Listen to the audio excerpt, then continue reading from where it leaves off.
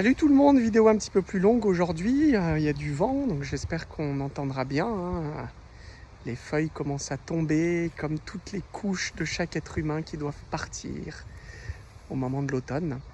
J'avais envie de vous faire une petite vidéo un peu rigolote en fait, vu que j'ai la chance de voir les niveaux inconscients, collectifs, individuels, les niveaux énergétiques.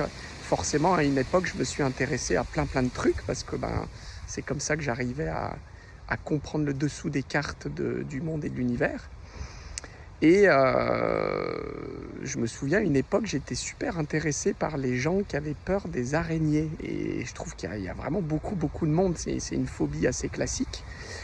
Et en fait, moi-même, j'avais peur des araignées. Et vu que ça me concernait, dès que j'essayais d'aller dans le niveau inconscient pour comprendre ce qui se jouait au niveau de cette phobie, j'arrivais pas parce que quelque part, ça me concernait. Et il y avait le « je veux savoir »,« je veux comprendre ».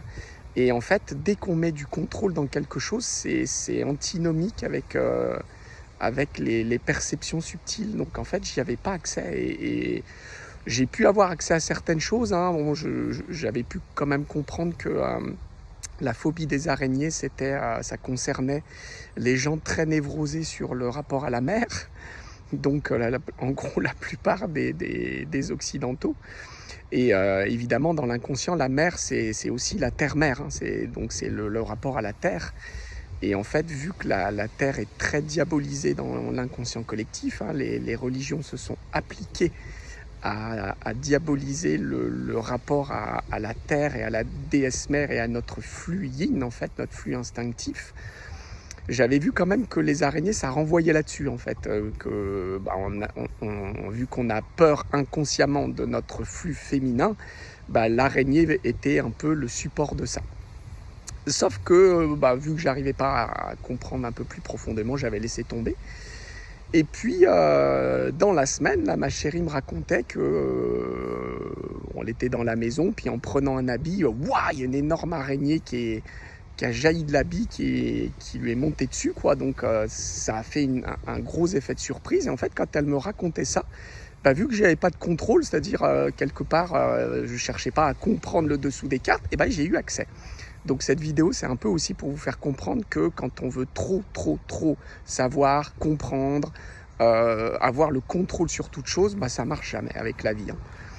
Et du coup, j'ai eu accès à quelque chose de sympa, donc j'avais envie de vous le partager. Comme ça me permettait de vous dire comment fonctionne souvent l'intuition et les perceptions subtiles, puis voir en l'occurrence comment moi je fonctionne pour ceux qui ne me connaissent pas.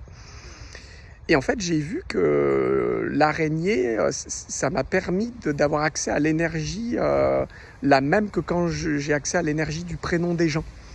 Et en fait, c'est comme si, quand j'ai ramené l'information en 3D, hein, puisque moi je la capte dans le sans-forme et après, le mental il donne une forme, j'ai compris qu'il y avait le A privatif dans la langue française.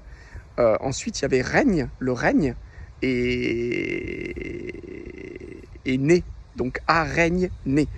Et en fait, c'est comme si ça avait voulu me faire comprendre que les gens qui ont une phobie des araignées sont en fait les gens qui sont nés avec l'interdit d'aller dans leur règne. En fait, on est censé, dans notre vie, faire des choix, ça je vous l'ai dit maintes fois, et trouver vraiment qui on est, notre véritable identité. Donc la pulsion yin qui vient nous nourrir, qui vient nous parler, nous faire ressentir en fait ce qui est bon pour nous, de quoi on a envie de jouir dans notre vie, qu'est-ce qu'on a envie de construire, quel est le royaume qu'on veut établir, mais qui est censé être que pour nous. En fait, c'est notre royaume. C'est hyper dysfonctionnel de vouloir le transmettre à nos enfants, en plus en faisant une emprise, hein. Toute l'idée de transmission de patrimoine, et c'est pas qu'elle est pas bien, c'est l'endroit d'où ça part, c'est complètement dysfonctionnel. En fait, on veut transmettre notre royaume à nos descendants, sauf que notre royaume, il est fait que pour nous. Donc, ça peut que polluer en fait nos descendants, les couper de leur propre créativité. Enfin bref, vous regarderez l'histoire de plein d'enfants, de stars en général, ils sont pas super heureux, quoi, même s'ils ont tout. Et du coup, j'ai fait une petite digression.